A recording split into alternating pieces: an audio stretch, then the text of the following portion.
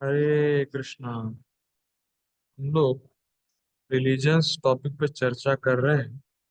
आज हमारे religions topic का पार्ट 5 है। कल हम लोगों ने जुडाइज्म के बारे में देखा था।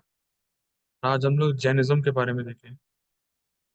जो जैनिज्म है ये कहाँ से आया और जैन लोगों का क्या सिद्धांत होता है, इसको हम समझने का प्रयास करेंगे।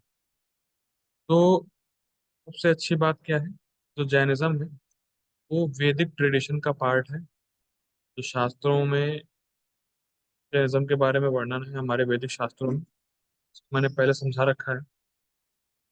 तो जैनिज्म जो होते हैं, जो जितने भी जैन लोग होते हैं, जैनिज्म होता है, वो बेसिकली दो सिद्धांत पालन करता है। उनका दो सिद्धांत रहता है। और उस दो में मुख्य एक रहता है नॉन वायलेंस। किसी भी जीव पर या हत्या नहीं करनी किसी भी जीव की। अहिंसा परमो धर्मा का सिद्धांत है कि अहिंसा ही परम धर्म है।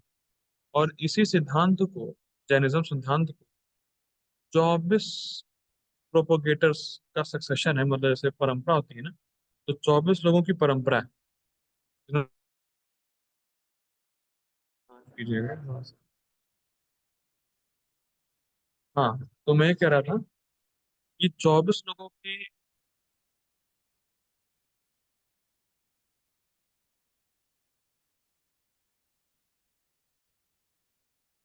हरे कृष्ण। थोड़ा सा वो नेट का इशू।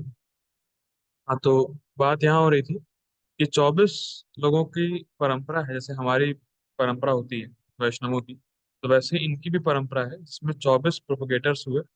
और उन 24 प्रोपोगेटर्स को या 24 लोगों को बोला जाता है तीर्थंकर। तीर्थंकर बोलते हैं। तो जितने भी जैनिज्म के प्रैक्टिशनर्स होते हैं, वो ऐसा मानते हैं कि अहिंसा और इंद्रिय संयम, केवल इन दो चीजों से ही व्यक्ति मुक्त हो सकता है। या जो जन्म मृत्यु का चक्कर है, या जो रीइंकारनेशन है, जो अगला जन्म है, उससे वो मुक्त हो सकता है। तो जैनिज्म के जो पहले तीर्थंकर हुए, जो पहले व्यक्ति हुए जो जैनिज्म को लेके आए, वो थे ऋषभदेव। ऋषभ देव का वर्णन श्रीमद् भागवतम में आता भी है 5वें स्कंद में कि ऋषभ देव भगवान विष्णु के अवतार हैं। और उनकी टीचिंग्स बहुत जबरदस्त। श्रीमद् भागवतम के 5th कैंटो में ऋषभ देव की पूरी लाइफ स्टाइल, लाइफ स्टोरी और उनकी टीचिंग्स का वर्णन है। ऐसा वर्णन है कि ऋषभ देव जो थे वो नंगे घूमते थे। और उनको अवधूत बोला गया है। जैसे अवधूत होते हैं, अवधूत वो लोग होते हैं जो कोई कपड़ा नहीं पहनते, बिल्कुल नंगे घूमते हैं। और आप देख सकते हैं कि जैनिज्म में कुछ लोग हैं जो जो नंगे होते हैं, पूरा पूरा कपड़े तक नहीं पहनते। तो ऋषभ देव नंगे घूमते थे, कपड़े नहीं पहनते थे, अवधूत की तरह, और भगवान की भक्ति का प्रचार करते थे। तो एक बार जब ऋषभ देव साउथ इंडिया के ट्रेवलिंग पे थे, साउथ इंडिया के टूर पे थे, तो वो बहुत सारे प्रोविंस से होकर गुजरे थे। जैसे कर्नाटका होके गुजरे, कोनका होके गुजरे, वेनका, कूटक, ये सारे कर्नाटका के प्रोविंस थे। इससे होके ऋषभ देव गुजर रहे थे। तो एक बार की बात है कि ऋषभ देव कूटक प्रोविंस के पास में ही थे, और एकदम से एक जंगल में आग लग गई। और आग लगने से ऋषभ देव की जो बॉडी है वो भी जल के राख हो गई। लेकिन अब ध्यान दीजिएगा, ऋषभ देव भगवान विष्णु के अवतार है। वो उनकी लीला थी। ऐसा नहीं कि ऋषभ देव का शरीर भौतिक था तो जल गया। लेकिन ऋषभ देव को डिसअपियर होना था, ऋषभ देव को जाना था। ऋषभ देव की लीला समाप्त हो गई तो उन्होंने ऐसी लीला रची कि लोगों को लगे कि ऋषभ देव की जो जो मेरा शरीर है वो जल रहा है, जल के राख हो गया। तो अब क्या होता है कि उसी जगह पे, मतलब कूटक के पास में एक राजा होते हैं जिनका नाम होता है अरहत। तो वो राजा जानते होते हैं कि ऋषभ देव मुक्त आत्मा। मुक्त आत्मा क्या मतलब, बेसिकली भगवान ही है, तो मुक्त क्या होना है, आत्मा क्या है। ऋषभ देव भगवान है। तो अरहत जानते। तो अरहत ने क्या किया, अरहत ने जब देखा कि ऋषभ देव अब नहीं रहे, तो अरहत ने जैनिज्म के बेसिक प्रिंसिपल को, भी ऋषभ देव को जानते थे वो, तो ऋषभ देव के मुख से कुछ बेसिक प्रिंसिपल जैनिज्म के अरहत ने सुन रखे थे। अरहत ने वो जो है उस बेसिक जो जैनिज्म का बेसिक प्रिंसिपल है उनको प्रोपेगेट करना शुरू किया। और ऋषभ देव को आदिनाथ भी बोलते हैं। जितने भी जैन्स हैं वो ऋषभ देव को आदिनाथ बोलते हैं, मतलब उनसे ही शुरू हुआ है। तो अब क्या है तो अरहत ने वो बेसिक प्रिंसिपल प्रोपोगेट की।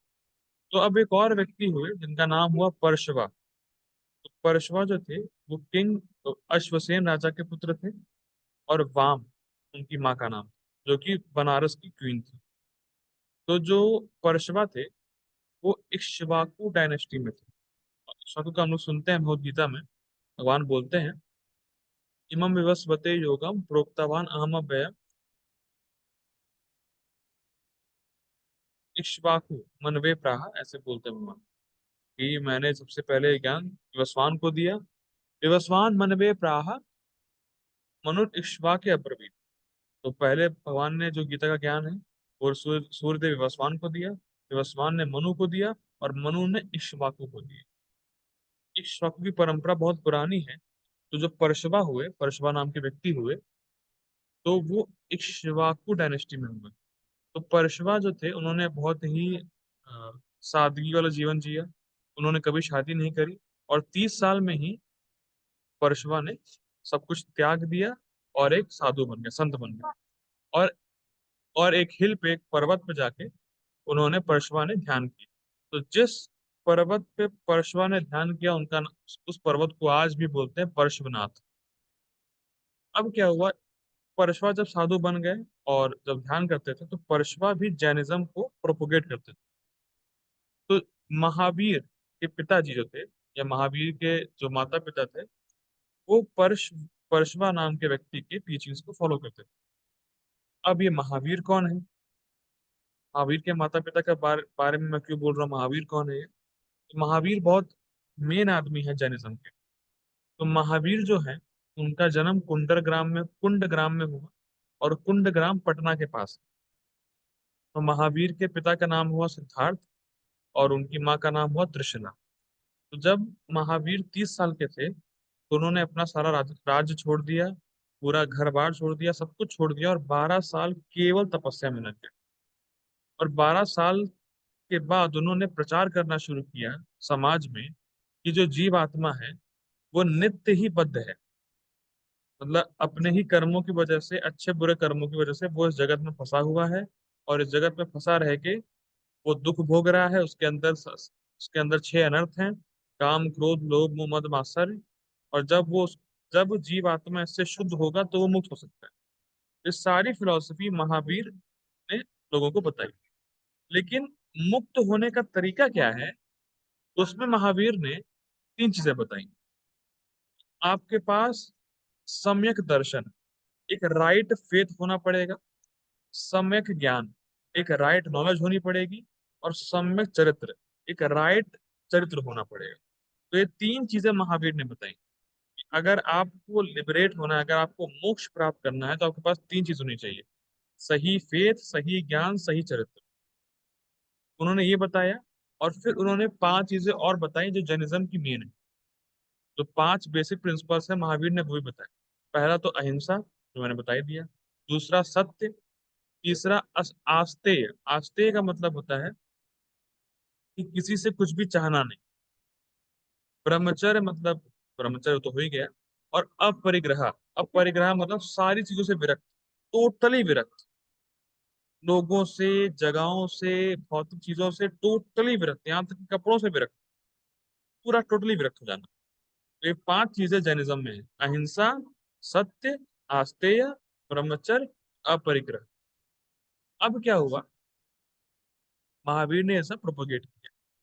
तो एक तरफ महावीर ये सब प्रोपोगेट कर रहे थे जैनिज्म को, उसी समय कुछ सालों बाद या कुछ समय बाद कुमारिल भट्ट और आदि शंकराचार्य, ये दोनों उस समय वहां पे, ये भी बहुत महान स्कॉलर्स हैं, तो ये भी उस समय फेमस हो गए। और ये लोग वैदिक फिलोसफी को दे रहे थे।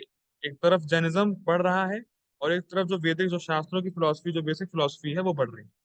तो ऐसा हुआ कि जब जब कुमारिल भट्ट और आदि शंकराचार्य प्रचार करने लगे, तो कई सारे जैन लोग शिवाइट और वैष्णव बन गए। मतलब कुछ लोग शिव जी की पूजा करने लगे, और कुछ लोग वैष्णव बन गए, विष्णु जी की पूजा करने लगे। तो आज भी कर्नाटका में बेलूर जगह में एक विष्णु टेम्पल, जिसको बनवाया था किंग विष्णुवर्धन ने। तो जो किंग विष्णुवर्धन थे वो जैनिज्म ही थे, वो जैन थे पहले। वो जैन फिलोसफी फॉलो करते थे। लेकिन लेकिन श्रीपाद रामानुजाचार्य से वैष्णविज्म की फिलोसफी सुन के विष्णुवर्धन जैनिज्म से वैष्णविज्म, उन्होंने वैष्णव फिलोसफी को फॉलो करना शुरू किया। और आज भी जो विष्णु मंदिर है बेलूर में कर्नाटका में, वो उन्होंने बनाया था। और रामानुजाचार्य ने भी बहुत सारे जैन टेक्स्ट, जो जैनिज्म के जो ग्रंथ हैं, जो जैनिज्म के लोग, उनको डिफीट किया। कि जैनिज्म जो फिलोसफी है वो प्रॉपर नहीं है। मैं ऐसा नहीं कह रहा हूँ गलत है, पर प्रॉपर नहीं। तो जो जैनिज्म के लोग हैं, उनकी टीचिंग जो है, एक सेकंड,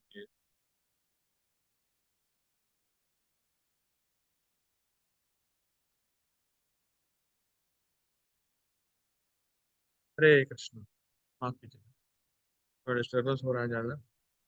ठीक है, तो हाँ, तो जो जैनिज्म की टीचिंग्स आगमास पे बेस्ड है, आगम्स।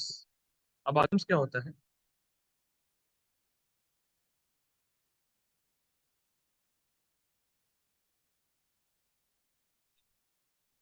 मेरी आवाज आ रही है? हरे कृष्णा। तो जो आगम्स होते हैं, आगम्स क्या है? आगम्स जो है वो महावीर जी ने लिखे थे। जो महावीर जी ने ग्रंथ लिखे थे उनको आगमास बोलते हैं, आगम्स बोलते हैं। उस आगम्स में 46 वर्स हैं। 46 वर्स का मतलब होता है 46 पार्ट्स हैं, कह सकते हैं। तो उसमें 12 अंग माने जाते हैं, 12 उपंग माने जाते हैं, 6 छेद सूत्र माने जाते हैं, 4 मूल सूत्र माने जाते हैं, 10 प्रकृ प्रकीर्णका सूत्र माने जाते हैं, और 2 चूलिका सूत्र माने जाते हैं। ऐसे थे। और इससे पहले केवल 14 चीजें थी। उसको 14 पूर्वज बोलते थे। तो इसमें 26 है ना, 26 वर्ग है, 26। महावीर जी ने 26 आने से पहले 14 थे। तो वो बेसिकली मेन हिस्सा था जैन स्क्रिप्चर का। और वही तीर्थंकर लोग प्रीच करते थे। लेकिन धीरे धीरे क्या हुआ, जैसे समय बीता, जैसे काल बीता, जितने भी ये जो बेसिकली जो मेन सिद्धांत है या मेन जो राइटिंग्स है, धीरे धीरे धीरे धीरे महावीर जी के निर्वाण हो जाने के बाद, महावीर जी के मुक्त हो जाने के बाद, ये सब धीरे धीरे गायब हो गए। और फिर जैनिज्म में भी दो सेक्ट बन गए, दो मतलब दो कैटेगरी बन गए जैनिज्म में भी। एक हो गए श्वेतांबर, एक हो गए दिगंबर। आप सुनते होंगे, बहुत प्रचलित शब्द है, श्वेतांबर और दिगंबर। तो जैनिज्म, जब महावीर जब चले गए, महावीर जी का जब निर्वाण हो गया, तो दो सेक्ट हो गए जैनिज्म में भी, श्वेतांबर और दिगंबर। तो श्वेतांबर और दिगंबर क्यों अलग अलग हुए? क्योंकि उनमें एक एक मत को लेके या एक ओपिनियन को लेके मतभेद है। तो जितने भी, तो क्या मत है? मत क्या है? मत ये है कि दिगंबर लोग बोलते हैं कि कपड़ा नहीं पहनना चाहिए, श्वेतंबर लोग बोलते हैं कपड़ा पहनना चाहिए। दिगंबर लोग बोलते हैं कि कोई भी स्त्री का निर्वाण नहीं हो सकता। निर्वाण क्या शब्द है? निर्वाण मतलब है मुक्त, मुक्ति। वो बोलते हैं किसी भी स्त्री की मुक्ति नहीं हो सकती, निर्वाण नहीं हो सकता। लेकिन श्वेतांबर बोलते हैं कि नहीं, ये हो सकता है। क्योंकि जो तीर्थंकर हैं, जो जैसे मैंने बताया ना, 24 लोग हैं, स्टार्टिंग में मैंने बताया था। तो 24 में से 19वीं तीर्थंकर स्त्री थी, ऐसा श्वेतांबर लोग बोलते हैं। पर दिगंबर लोग ये नहीं मानते। तो बेसिकली फंडा क्या है? दिगंबर वो होते हैं जो बिल्कुल ही कपड़े नहीं पहनते, बिल्कुल कपड़े पहनते नहीं, बिल्कुल नंगे रहते हैं। श्वेतंबर वो लोग हैं जो केवल सफेद कपड़ा पहनते हैं। और वो वुमन को निर्वाण हो सकता है, स्त्री भी निर्वाण को प्राप्त कर सकती है, उसको श्वेतांबर लोग मानते हैं। और वो बताते भी हैं कि जो उनकी 19 तीर्थंकर हुई, जो 19th प्रोपोगेटर हुआ, उनका नाम मलिनथ थी, जो कि स्त्री थी।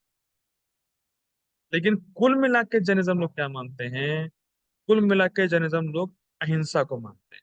सिंपल, आप ये समझिए, अहिंसा और इंद्रिय संयम और विरक्ति, ये तीन चीज जैनिज्म लोग फॉलो करते हैं।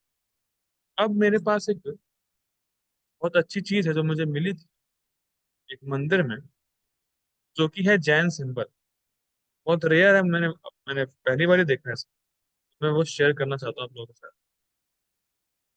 शेयर करता हूँ।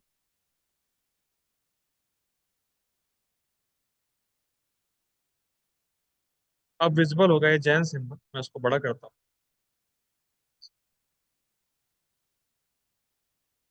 तो आप लीजिए, ख्याल से बड़ा नहीं होगा ये, लेकिन आपको दिख रहा होगा Jain symbol. The outline of the symbol is defined as universe. देखिए वो लोग क्या करते हैं, देखिए उनके हिसाब से, देखिए मैंने बताया अहिंसा, तो एक हाथ बना, आपको लिखा होगा अहिंसा, तो उनका मेन है अहिंसा, नॉन वायलेंस। अब क्या है उनका, उनका ये है कि तीन पाथ है, जैसे मैंने बताया था ना, तीन पाथ जो कि महावीर ने सबसे पहले बोले थे। राइट फेथ होना चाहिए, राइट नॉलेज होनी चाहिए, राइट कंडक्ट होना चाहिए। देखिए तीन चीजें, सम्यक दर्शन, सम्यक ज्ञान, सम्यक चरित्र। ये चीज दिख रही है आपको? ये जो है ये है सिद्ध लोग। वो ऐसा बोलते हैं कि जिस किसी को भी निर्वाण होता है वो सिद्ध लोक को प्राप्त होता है, वो जहाँ पे मुक्त जीवात्मा रहते हैं। तो उनका ये प्रॉपर क्लियरेंस नहीं है कि वो आध्यात्मिक जगत है कि इस भौतिक जगत में ही सिद्ध लोक है वहां रहते हैं। कुछ इतना कुछ प्रॉपर इनका वर्णन नहीं है।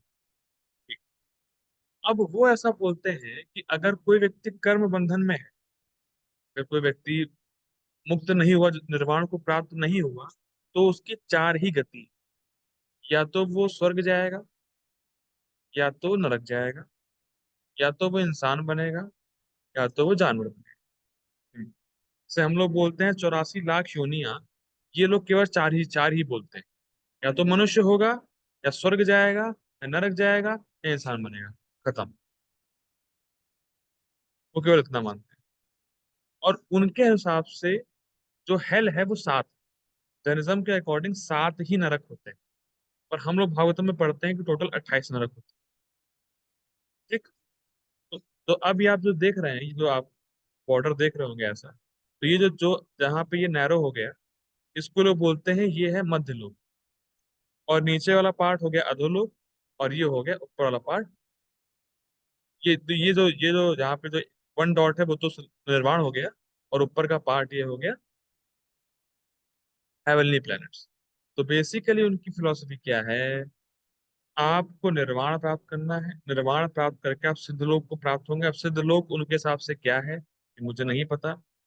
और चार ही गति होती है, हेवनली, ह्यूमन, एनिमल, हेलिश। और मेन चीज है कि आप केवल अहिंसा करो, आपका आपका केवल मेन धर्म अहिंसा है, कुछ नहीं।